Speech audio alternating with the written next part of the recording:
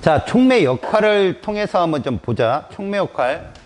우리 몸 전반전, 이거 시험에는 거의 안 나와, 얘들아. 그런데 다른 과목하고 좀 이게 통합되는 게 있어서 좀 가르쳐 줄게. 봐봐. 자, 가장 많이 충돌되는 거. 당연히 생명과학이겠지? 아이고, 부끄럽다. 자, 여기 보시면 생체 내에서 촉매 역할 한번 봐봐. 생체 내에서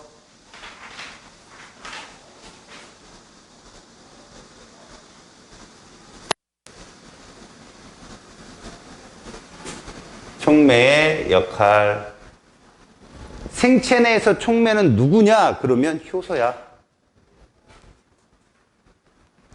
당연코 효소. 인자임. 이 생체 촉매라고 하는데 일반적으로 생체 촉매들은 말이야 거의가 다 정촉매야. 속도를 빠르게 해주는 거지. 이건 여러분 우리가 뭐라고 얘기하냐면 정말 단순하게 이런 특징이라고 적자. 단순하게 우리가 보통 과학에서 보면 저분자를 갖는 물질이 있고요. 우리 생체 내에서 고분자를 갖는 물질이 있어요. 이렇게 저분자가 고분자 가는 걸 우리는 뭐라고 부르죠? 합성이라고 부르죠. 합성. 얘를 합성이라고 부릅니다. 우리 몸 안에서 일어나는 일이에요. 합성. 고분자가 저분자로 되는 걸 분해라고 합니다. 분해. 이걸 생명과학에서는 동화작용, 이화작용 이렇게 부르죠. 생원 들은 사람 있어요, 여기? 없어요? 들을 예정인 사람 있어요? 없어요? 다 때려칠 거예요? 뭐예요, 이씨. 아, 힘들어, 씨. 칵테일도 아니고.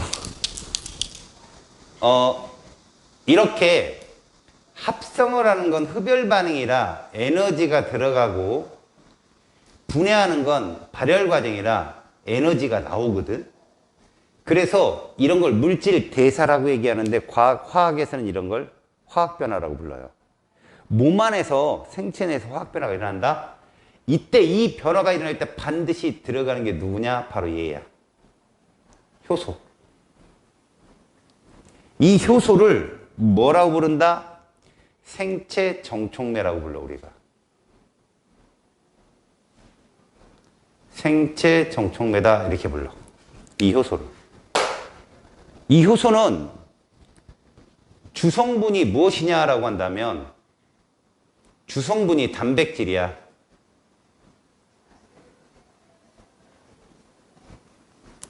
단백질이기 때문에 적정 온도가 필요해. 알겠어? 주성분이 단백질이야. 이게 유기촉매이기 때문에 이러거든. 니네 아까 무기촉매 배웠지? 그치? 무기촉매 누구 배웠냐? MnO2 배웠잖아. 자, 얘들 같은 경우는요, 온도에 따라 반응 속도를 우리가 따져보잖아.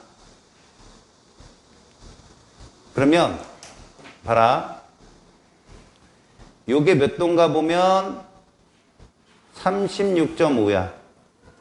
그러니까 우리 몸 안의 효소들은 36.5도씨에서 아주 적정한 속도를 갖고 있는 거야.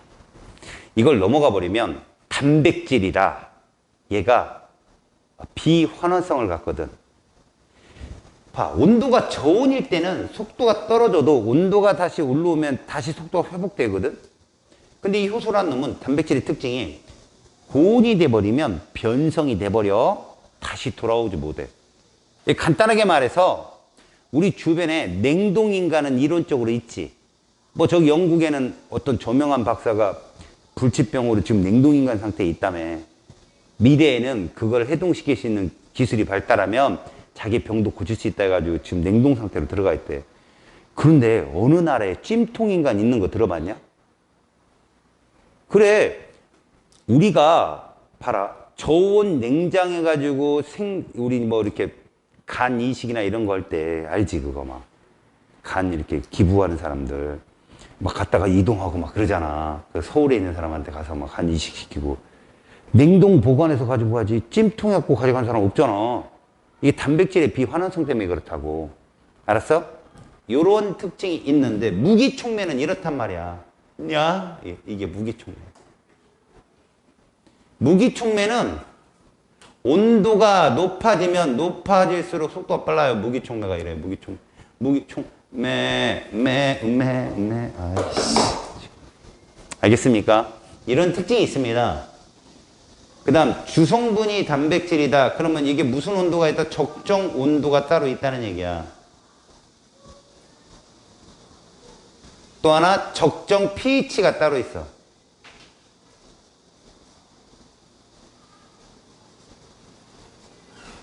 이건 무엇이냐? 자, 우리가 pH를 이렇게 놓잖아? 소화효소, 너희들이 많이 들어봤을 법한? 여기 pH가 7이라고 해보자. 이제 이거 활성도라고 해볼게요. 활성도. 이 반응 속도가 되겠죠. 활성도가. 그럼 이 정도 해당되는, 이렇게 pH 7에 해당되는 효소가 어떤 놈들이야? 아밀레이스가 이 정도 하는 거겠죠. 그 다음에 한 pH 2, 요 정도 해당되는 얘가 이제 펩신이 되겠죠. 펩신. 이렇게 적정 pH가. 그 다음에 한 7에서 여기 약간 여기로 이렇게 올라 여기 카탈레이스 정도. 이건 소화 효소는 아니지만 아까 니들이 봤던 과산화수소를 뭐 하는 애들. 이런 애도 여기에 해당되는 거죠. 그 다음에 이제 라이페이스니 이런 것들도 여기 속하고 다. 그러니까 적정 pH가 따로 있다. 그 다음에 얘들은 거기에 보이는 것 같이 뭐 효소 작용했는데 우리가 이런 걸 한번 볼게. 기질이 특이성이 있다는 말을 쓰거든. 아, 정말 계속 안 나오네. 좀 부끄럽네.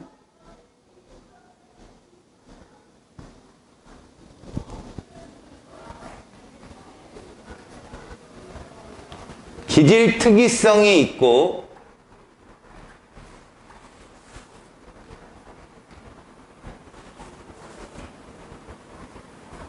촉매작용을 한다요.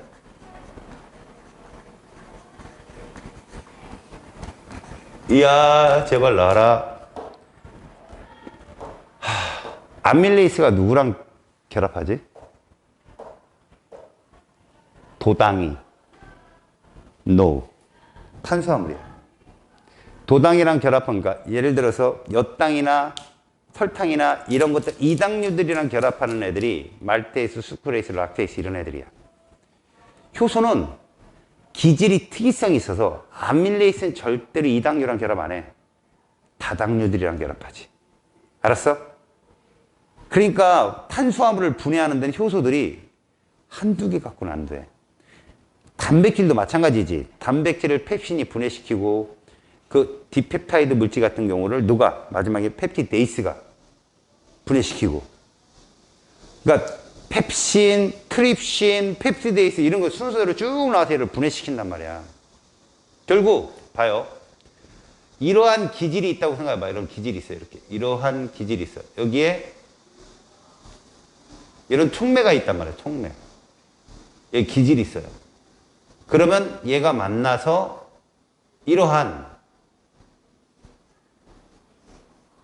효소, 기질, 이게 이제 효소입니다. 효소. 복합체를 만들어요. 그때요, 누구는, 효소는 반응이 끝나도 멀쩡해요. 누구만. 기질이 이렇게 분해되는 거죠. 기질만. 이게 역할이에요. 기질 특이성이 있어서 어떤 특정 기질에만 반응하고 효소는 얘를 만나고 나면 얘를 분해시키고 자기 자신은 그대로. 그래서 너희들이 아무리 음식을 때려 먹어도 시간이 지나면 소화가 되는 이유가 이겁니다. 알겠죠? 시간만 필요한 거지 효소는 아주 적은 양으로도 굉장히 많은 기질들을 다 분해시킬 수 있다는 것입니다. 알겠습니까? 그래서 효소 기질 특이성, 효소 기질 특이성이 이런 걸 설명한다라고 생각하시면 되겠죠. 자, 우리 몸에서는 이런 걸로만, 그 다음에 두 번째, 산업에서 촉매 역할을 한번 볼게요.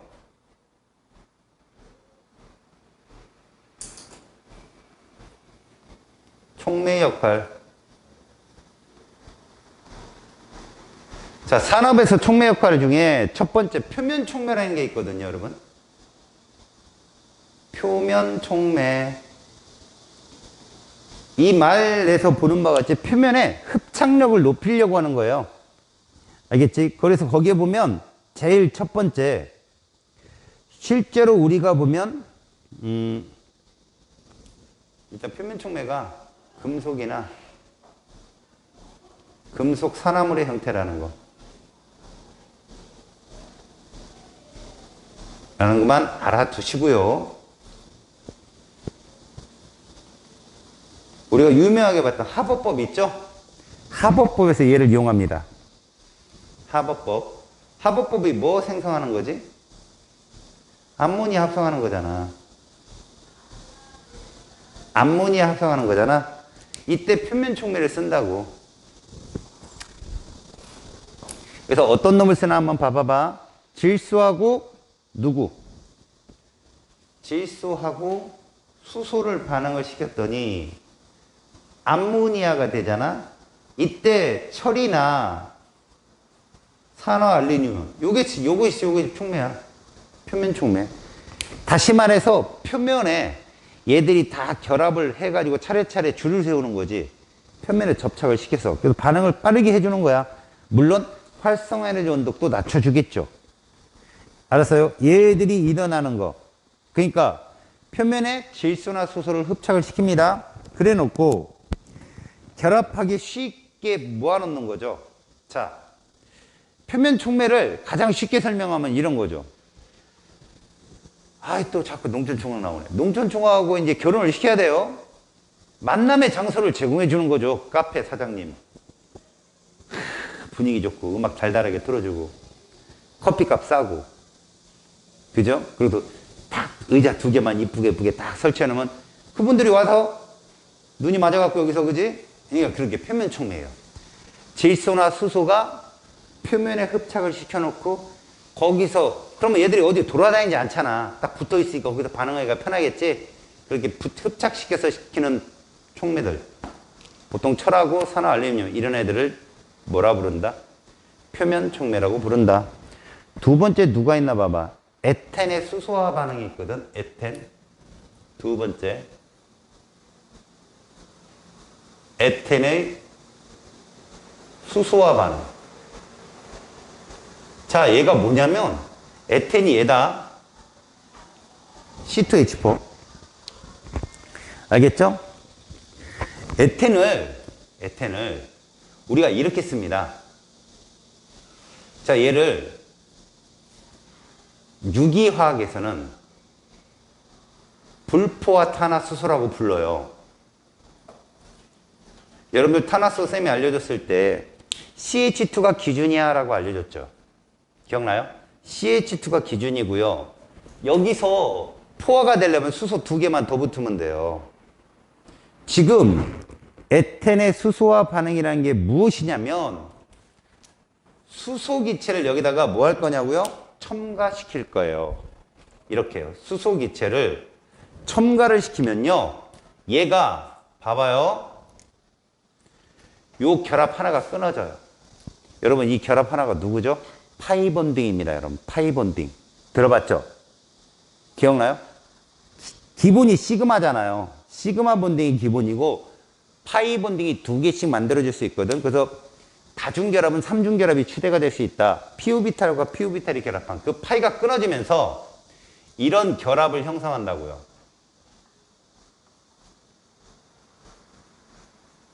여기에 이 수소 기체가 들어가서 이렇게 포화탄화수소를 만드는 과정이야. 이게 팔라듐 같은 놈들이 들어가거든요. 이런 애들이 표면 촉매에 해당돼요. 이거 이용하면 뭐 만들 수 있냐, 여러분? 고분자 만들어낼 수 있어요, 고분자. 이게 에틸렌이죠. 이게 에텐인데, 관용명으로는 에틸렌이라고 그래요. 이걸 수도 없이 많은 에틸렌을 계속 저런 식으로 첨가 중합을 시키면 폴리에틸렌이 되는 거예요. P.2라고 하는 빵봉지. 폴리에틸렌. 알겠습니까? 그 첨가 중합할 때도 저렇게 표면 촉매를 쓰기도 해요. 알았습니까? 그냥 보시기만 하세요. 저게 뭔 좋아요? 이러지 마시고 그냥 보시기만 하라고. 표면 촉매니까. 알았죠? 그러니까 결국 뭡니까? 표면 촉매의 특징은요, 마치 자석처럼요, 반응 몰드를 달라붙게 하는 거예요. 달라붙게 해서 그냥 냅두면 지들끼리 언제 충돌할지도 모르고 왔다 갔다 하는데, 달라붙으면 여기서 반응을 할 거 아닙니까? 따닥따닥따닥 달라붙는, 여기 붙었는데 애들이 눈 맞고, 이게 아니라 척척 달라붙으면 붙다 보면 일로 다가와서 붙다 보면 서로 충돌할 수도 있잖아요. 여기서 이렇게 반응을 빠르게 일어나게 도와준다고. 알았냐?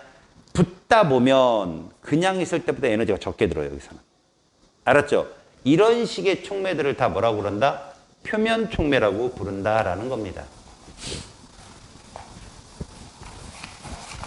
다음. 거기 세 번째 자동차 촉매 변환기. 이건 뭐냐면 우리 실생활에 많이 이용되거든요. 자동차의 촉매 변환기. 아까 선생님이 내연기관의 단점에 대해서 얘기해 줬죠. 그죠? 내연기관은 일산화질소를 내보내요.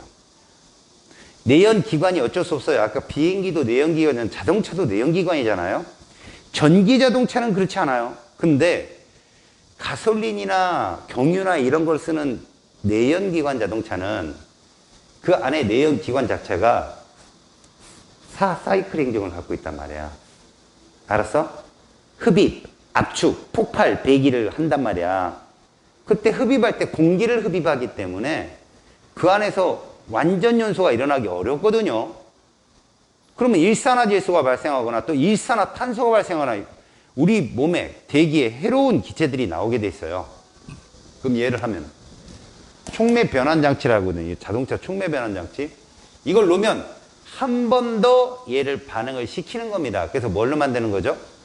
이산화질소나 이산화탄소로 해서 내보내는 거예요. 얘들 자체가. 아니면 이 질소산화물을 내보내면 왜 안 좋냐면 바로 광학 스모그를 일으킬 수 있어요. 그래서 아예 질소로, 수증기로 이렇게 내보내는 같은 것들 하거든. 자, 봐봐봐. 무엇이 나오나? 일단 자동차 엔진 내부에서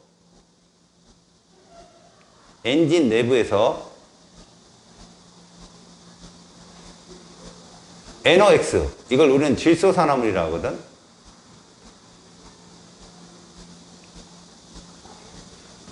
NOx나 그 다음에 탄화수소 화합물도 나올 수 있어. 질소산화물, 일산화탄소,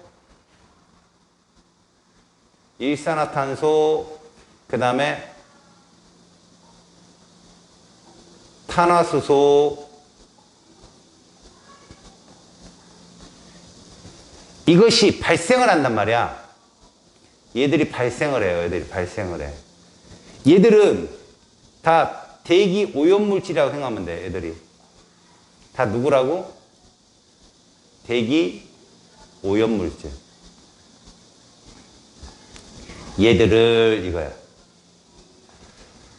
얘들을 변신시켜 주는 거죠. 뭘로? 이산화탄소나 수증기나 아니면 뭐 질소나 이런 거로 바꿔주는 역할을 하는 게 자동차 촉매 변환기예요.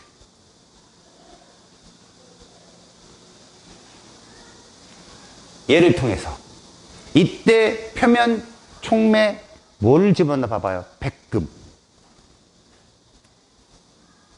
그 다음 모듐, 팔라듐, 이런 애들이 바로 표면 촉매처럼 얘들을 쫙 끌어들여서 다시 한번 연소를 시키는 거죠. 물론 이 탄화수소도 말입니다. 완전 연소하면 이산화탄소하고 수증기 나오잖아요. 그 질소산화물 같은 경우도요. 질소로 변신시켜서 내보내는 거예요. 여러분 이거 대기오염물질 해가지고 이게 광합수목의 원인 물질인데 실제 여러분 자동차들이 NO 있죠. NO. 지금의 자동차들도 사실 촉매 변환 장치가 있어야 정상인데 여러분 가끔 그런 말 안 들어봤어요? 얘가 실제로는 280, 290, 320까지 속도를 낼 수 있는데 억제해놨다 이런 거 들어봤어요? 자동차? 억제해놨다? 그 무슨 얘기냐면요. 이런 걸 설치해서 그래요. 저거 변환장치를 뜯어내잖아요. 그러면 속도가 엄청 높아져요. 와우. 문제는 이런 대기오염이 엄청나게 나오는 거죠. 알았어요? 그렇게 자동차 엔진 내부에도 이런 식의 장치를 설치했다. 자, 두 번째 유기촉매 한번 봅시다. 자, 유기촉매. 유기촉매라면 무기촉매와는 다르겠죠. 적정 온도가 필요할 거고 아까 무기촉매는 온도가 높아지면 같이 빨라졌잖아요. 자, 얘들은 비금속 원소로 이루어져 있습니다. 유기촉매니까 비금속 원소로 구성이 되어 있는 촉매들을 유기촉매라고 부르고요. 효소, 금속 촉매 이런 것들 우리가 보통 뭐 대체 물질로 그러니까 뭡니까? 아주 그렇게 흔하게 적용하고 있지는 않아요. 지금부터 배우는 것들은 거기 유기촉매들 말고 밑에 광촉매도 있죠. 그 다음에 뭐 나노촉매도 있죠. 앞으로 인간이 뭐 하는 거? 개발하고 있는 촉매들을 말해요. 알았습니까? 그래서 친환경 새로운 촉매 효소나 금속 산화물 뭐 이런 것들인데 그런 것들을 대체할 수 있는 효소나 금속 촉매를 대체할 수 있는 촉매로 지금 대체 촉매로 각광을 받고 있다라는 얘기입니다. 여러분 이것들 왜 이렇게 좋은 건데 왜 못 쓸까요, 여러분? 이거 경제적 효과 때문에 그래요. 아무리 좋은 것도요. 대량 생산이 일단 가능해야 되고요. 그 다음에 적절한 사용처가 있어야 됩니다. 만약에 굉장히 좋은 효과인데 아직 자동차 엔진 내부에서 얘를 설치하려면 비용이 높게 들어서 자동차 가격이 높아진다? 누가 삽니까 자동차를 그럼? 그러니까 그런 것 때문에 안 쓰는 거죠. 기다리고 있는 거예요. 항상 때를 기다리고 있는 거죠. 거기에 대표적으로 장점이 선택성이 높다. 무슨 말이냐면요. 반응의 선택성이 높다는 건요.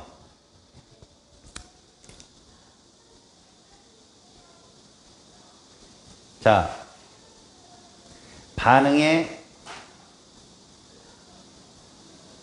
선택성이 높고 선택성이 높다는 건 반응의 초이스가 빠르다는 얘기입니다. 그럼 속도가 빠르다는 거거든요. 알았습니까? 경로가 상당히 다양해요. 그래서 이것저것 어떤 형태로 들어와도 온도나 압력이 어떤 형태라도 금방금방 반응을 할 수 있어요. 그리고 매우 적은 양으로도 속도를 빠르게 한다. 이건 촉매들의 가장 기본적인 특징이거든.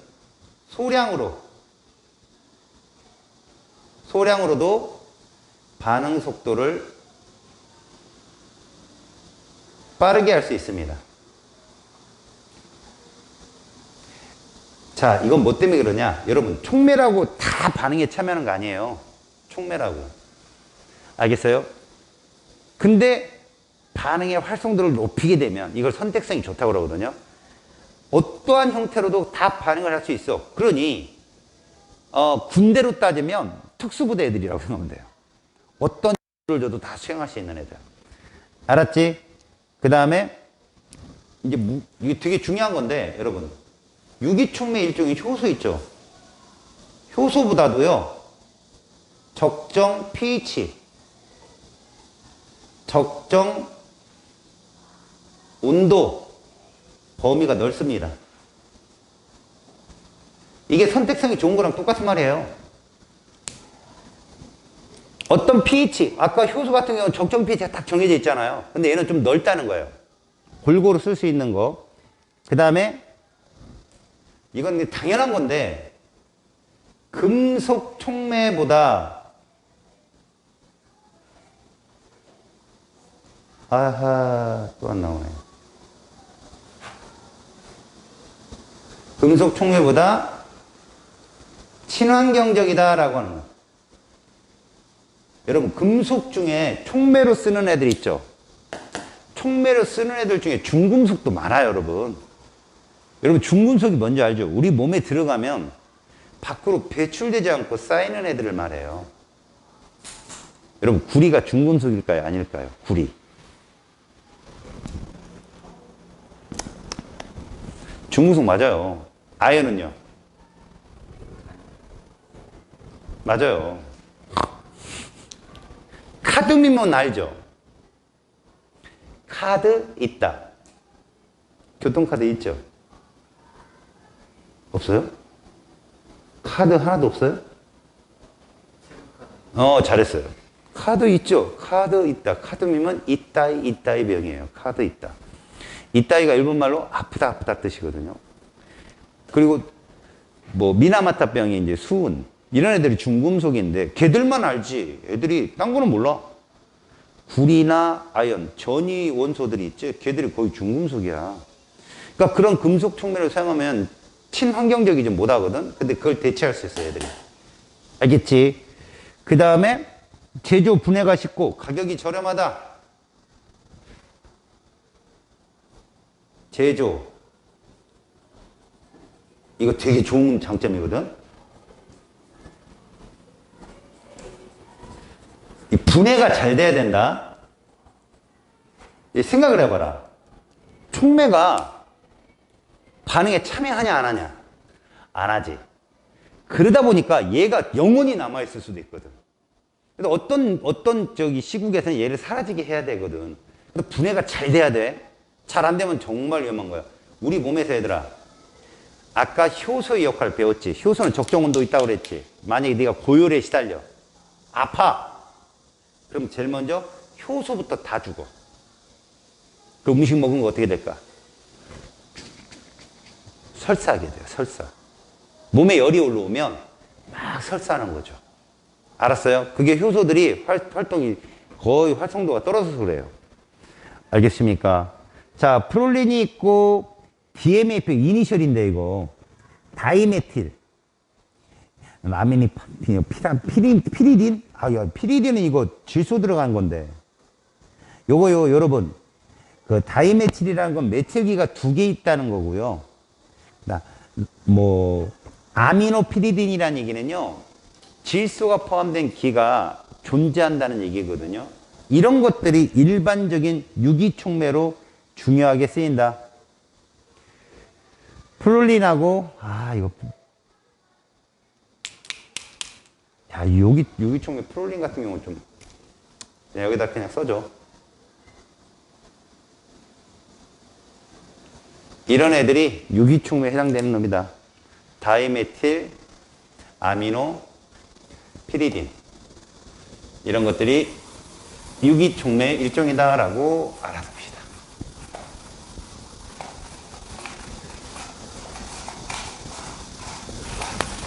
쓱쓱쓱쓱쓱쓱쓱. 자, 그 다음에 광촉매.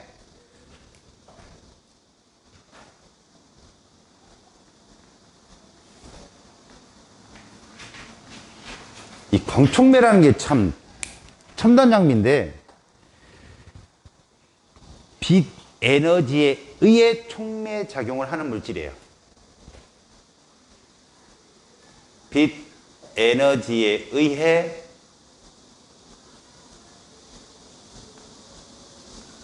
촉매 작용하는 물질. 자, 여기서 눈치를 채야 되거든. 빛 에너지를 이제 입자로 보자고. 그럼 뭐라고 읽어야 돼? 광자라고 보자고. 광자. 광자 하나가 때려서 광전자를 만들어 버리는 거야. 모든 물질은 전자를 갖고 있잖아. 광자 하나가 탁 날라와서 전자 하나를 움직이게 하는 거지. 그러면 그게 촉매 역할을 하게 되는 거야. 왜요? 다른 금속들을 산화나 환원시킬 수 있거든. 그 전자의 움직임이. 그래서 거기 보시면 뭐 물을 산소, 수소로 분해하거나 유기물을 분해한다고 합니다. 무슨 말입니까? 여러분, 물을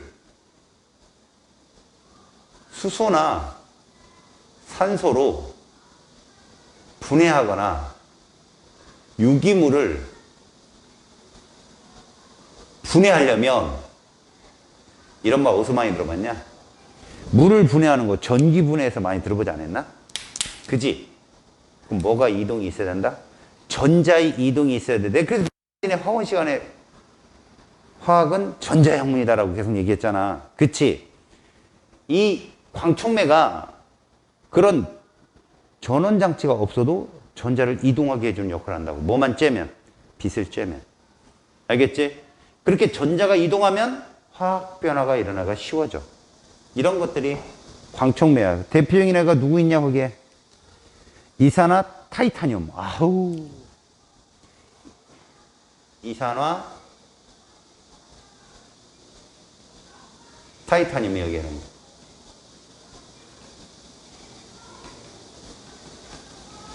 이런 놈들이 대표적으로 광촉매에 해당된다. 자, 장점. 실온에서도 반응할 수 있고 원하는 시점에서 반응을 정지시킬 수 있다. 왜? 잘 봐. 실온에서도 반응시킬 수 있고 원하는 시점에서 정지 가능하다. 왜요? 빛을 제거하면 되는데 뭘. 빛만 없으면 얘는 반응 끝나요. 이게 참 시작도 쉽고요. 끝내기도 쉬운 거죠. 왜? 빛만 쏘면 되니까. 하여튼 빛만 있으면 됩니다. 빛만. 알겠지? 우리가 태양전지랑 똑같은 거 햇빛만 있으면 얘가 충전하고 햇빛 없으면 못하고 이 얘기야. 알겠지? 그 다음 특별한 에너지 없이 빛만으로 모든 오염물질이나 냄새도 제거할 수 있다는 거. 이거 아주 굉장히 중요한 특징이거든. 자, 빛만으로도 냄새, 오염물질을 제거할 수 있다. 그래서 이거 굉장히 큰 장점입니다, 이거. 마치 햇빛에 내놓으면 다 막 살균 소독되고 이런 거랑 똑같은 거예요. 다만 광촉매가 싹 분포되어 있죠. 콜로이드 형태나 모순 형태로 분포되어 있어야 되겠죠. 이용의 환경 분야를 가만히 보세요. 자, 에너지 분야나 그런 보면은 여러분 이건 들어두세요. 그냥 에너지 분야는요, 물을 광분해하기 쉽다 이거죠. 물을 광분해. 여러분 이거 물 광분해가 어디서 나오는 말인 줄 알아요? 광합성에서 나오는 말이에요. 광합성. 이거 식물의 광합성 힌트를 얻어낸 거예요, 애들. 햇빛을 받잖아요. 그러면 물부터 광분해 시켜서 그때 발생하는 산소가 광합성할 때 나오는 산소고요. 나머지 발생된 수소는 이산화탄소랑 반응해서 포도당을 만드는 게 광합성의 원리예요. 결국은요, 얘 같은 경우 그 광촉매라는 그 원리를 이용하면 연료 전지도 만들어낼 수 있어요. 생각을 해보십시오.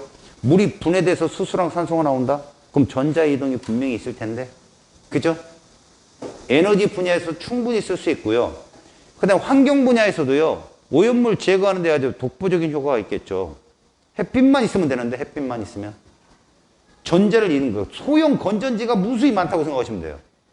걔가 전자를 많고 줄 수 있으니까. 근데 그걸 작동시키는 스위치가 누구라고? 햇빛이야. 반짝하면 끝나. 반응이 차차차차 일어나, 연쇄적으로. 알았지? 그래서 거기에 쓰이는 말들 있잖아. 수소 연료전지에 수소를 공급할 수도 있고, 연료전지는 뒤에서 배운다. 환경 분야에서 다 뭐냐? 항균, 그 다음에 탈취, 냄새 같은 거. 그지? 그래서 거기 보시면 우리한테 정말 위험한 애들이 누구 있지? 폼알데하이드 있었잖아. 새집중후군. 그것도 얘들로 다 제거할 수 있어. 알았어? 이런 것들 등 유해 물질들을 다 제거할 수 있고, 아세트알데하이드. 이거 사실 아세트알데하이드 니네 어디서 배운 줄 알아? 에탄올이 산화되면 아세트알데하이드 숙취 이러고 배웠잖아, 나한테. 그 첫 시간에 배웠을 거야. 이런 것들도 얘들이 다 살균되고, 그 다음에 거기 보면 가장 중요한 게 의료기구. 의료기구 요즘에 다 어디 자외선 살균기에 넣고 막 이러거든. 근데 그 자체로 살균이 될 수 있고, 의류, 우리 웃는 입, 옷 같은 거. 그러니까 아토피 있는 친구들, 이런 친구들이 예민하니까 그런 걸로 다 항균, 살균을 다 할 수 있다는 거고, 건축제. 사실 이 건축제 같은 경우도 사실은 사람하고 접촉이 되는 뇌외장제에 해당되는 거야. 뇌외장제. 이런 것들이 제거될 수 있다. 이런 얘기야. 그리고 됐어. 뭐 그 다음에 나노촉매. 그 나노촉매는 입자가 어떻다는 게 나노 단위다. 나노가 뭐냐? 10의 마이너스 9승미터거든. 나노 단위가. 그러니까 요즘의 기술은 쌀알 하나에다 니네 초성화를 그릴 수 있어. 쌀알에다가 니네 초성화. 자, 초성화 여기 있습니다. 이거 푸는 거지. 그 정도로 기술이 발달했거든. 그러니까 여기 탄소 나노 튜브라는 말 보이지? 탄소 나노 튜브 본 적 있냐, 니네들? 그림으로라도? 본 적 있어? 어떻게 생겼더나? 그냥 쉽게 초등학생적 표현으로 얘기한다면 빼빼로. 그러면 이제 고등학생적 표현으로 한다면은 빼빼로보다는 약간 스트로? 우리 입장에서 본다면 죽부인? 그렇게 생겼어요, 진짜로. 그 그래핀이라는 게 있거든요. 여러분, 흑연이 선이 3개 나오는 애들이에요. 흑연이 얇은 판상 구조죠. 그러니까 잘 부서져도 연필심으로 쓸 수 있거든요. 근데 내가 그때 그래핀 내가 니네들 허락해서 노트에다 막 연필질 해가지고 시커멓게 만든 다음에 손으로 쓱 하면 시커멓게 묻잖아. 근데 그러지 말고 막 칠한 다음에 거기다 유리 테이프 있죠. 걔를 갖다 대고 찍 하고 뜯어내면 그게 그래핀이에요. 한 면이 나오는 거. 그걸 돌돌 마는 거죠. 돌돌 말면 그게 탄소 나노 튜브입니다. 알았어? 속이 텅 비었어요. 그래핀을 돌돌 마른 거라고요. 알겠니? 그런 게 탄소 나노 튜브예요. 그러면 전류 잘 흘러요, 걔. 흑연이 전류 전도성이 있잖아요. 그걸 돌돌 그래핀 한 면을 마른 거니까 전기가 잘 통하고 다양한 물질을 쉽게 환원시킨다. 얘들아, 쉽게 환원시킨다는 건 자신은 뭐 된다? 산화된다는 얘기거든. 자신은 산화되고 쉽게 환원시키는 거. 이런 역할을 해가지고 전지의 전극으로 사용되며 니네 전극 탄소 나노 얘들 옛날에 뭐 전기 분할 때 탄소 막대에 쓰고 막 그랬었죠? 요즘엔 전류 잘 통하기 위해서 효율성을 높이기 위해서 탄소 나노 튜브 써요. 그러면 훨씬 저항이 줄어요. 내부 저항이. 알았죠? 이게 나노 촉매라고 합니다. 그러니까 가만히 보니까 촉매란 뭐를 말하냐? 어떤 반응이 일어날 때 속도를 빠르게 해주는 거야. 대신 걔는 절대 반응에 참여하지 않죠. 알겠어? 질량이 변하지 않는 거죠. 오케이? 그런 역할을 하는 게 촉매도구나라고 알려주는 게 이 장의 설명입니다. 자, 1번 봅시다. 가다의 이름을 각각 적으세요. 가가 누굽니까? 기질이라고 합니다. 가를. 뭐라고 한다고요? 기질. 나는 뭐라고 하나요? 나? 효소요. 그게 효소입니다. 나가 효소. 그럼 다를 뭐라고 한다 할까? 효소, 기질, 복합체라고 한다. 자, 그럼 라는 뭐죠? 라? 라는 뭡니까? 생성물이지 뭐야. 기지. 라는 생성물이지. 다시 말하면 내가 이렇게 얘기해 볼게. 가를 단백질이라고 얘기한다면 라 정도 되면 폴리펩타이드 정도 된다고 생각하면 돼. 또 하나. 그러면 그때 라가 펩신이 되는 건데 다시 가를 폴리펩타이드라고 얘기한다면 라 정도가 트립신 정도가 되는 거야. 그러면 라가 누구냐? 디펩타이드가 되는 거지. 다시 가를 디펩타이드라고 부른다면 나는 펩티데이스 정도 되는 거야. 이자에게 장액이 들어있는. 그럼 라는 아미노산이야. 이해 갔니? 그 하위 생성물이 되는 거다. 2번. 라에는 촉매 작용을 하는 특정 다리가 있다. 맞습니다. 라에는 촉매 작용을 하는 기질하고 접합하는 부분이 있죠. 그 부분이 촉매 작용하는 부분이에요. 그 다음 다해서 활성화 에너지가 작아진다고 해야죠. 촉매는 떨어뜨리는 거잖아요. 커지면 부촉매죠. 우리 몸의 소화효소는 모두 정촉매입니다. 3번 라는 다시 촉매 작용을 야 라는 생성물이라고. 라 밑에 있는 효소죠. X. 3번 1. 모든 기질에 작용해서 반응 속도를 변화시킨다. 부끄럽다. 기질이 특이성이 있다고. 효소는. 알겠어? 모든 거랑 반응 못해. 두 번째, 대부분 체온 범위의 온도에서 맞아. 36.5도씨 최종 온도. 세 번째, 효소마다 최적 pH. 맞아, 이것도. 발효식품, 소화제, 세제 등을 만드는데 사용하는 거 맞아요. 효소 역할입니다. 자, 네 번째, 암모니아 합성 반응에서 촉매의 작용을 모형으로 나타냈고요. 우린 이런 촉매를 표면 촉매라고 했죠. 그죠? 자, 그러면 1번 X는 암모니아 합성 반응의 반응 엔탈피 조심해라. 촉매는 델타 H를 건드리지 않는다. 명심해라. 알겠냐? 그래서 X. 2번 화학 반응식은 야 이거 부끄럽지. 왜? X가 촉매라면 반응에 참여하면 되냐 안 되냐? 안 된단 말이야. X를 반응 속도에 반응에 참여하게 넣어버렸으니까 이건 틀린 답이에요. 자, 세 번째. X는 수소의 결합과 질소의 결합을 약화시켜 활성화 에너지를 감소시킨다. 약화시키라는 말이 무슨 말인지 모르겠지만 뒤쪽에서 아주 그럴듯한 말이 나오죠. 정답입니다. 이것도. 다섯 번째. 자, 표면 촉매가 있네. 1번 화학 반응의 활성화 에너지를 작게 하는 금속이나 금속산화물. 당연히 표면 촉매죠. 금속이나 금속산화물. 아까 뭐 봤어요? 철이나 혹은 산화 알루미늄 봤잖아요. 누구 할 때? 하법법 기억났죠? 두 번째, 빛에너지를 받아. 이거 뭐예요? 광촉매죠? 빛에너지를 받아. 광촉매. 산화 타이타늄 기억나요? 이산화 타이타늄. 다음 세 번째, 반응 선택성이 높고 유기촉매잖아요. 이거 아주 소량으로도. 그리고 분해나 뭐가 쉽다? 제조가 쉽다. 이해 갔어요? 그런 것들입니다.